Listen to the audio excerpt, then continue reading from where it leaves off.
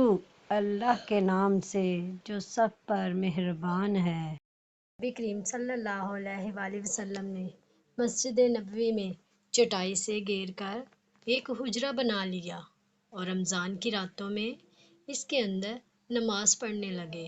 پھر اور لوگ بھی جمع ہو گئے تو ایک رات حضرت صلی اللہ علیہ وآلہ وسلم کی آواز نہیں آئی تو لوگوں نے سمجھا کہ حضرت صلی اللہ علیہ وسلم سو گئے ہیں، اس لیے ان میں سے بعض کھنگارنے لگے تاکہ آپ باہر تشریف لائیں۔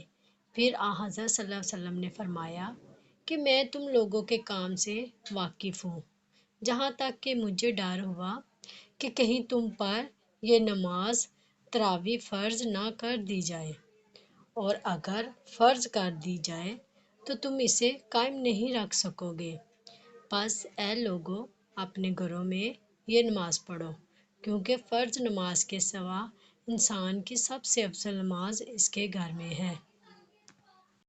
اللہ تعالی ہمیں حدیث مبارکہ پر عمل کرنے اور اپنی زندگیوں کو سنوارنے کی توفیق عطا فرمائے، آمین۔